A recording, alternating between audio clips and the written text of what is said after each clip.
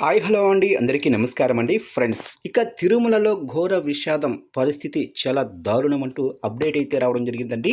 అయితే ఇందుకు సంబంధించిన వివరాలైతే మన వీడియోలో తెలుసుకుందామండి. అసలుకేం జరిగింది ఏంటి అనేది క్లారిటీగా తెలుసుకుందామండి.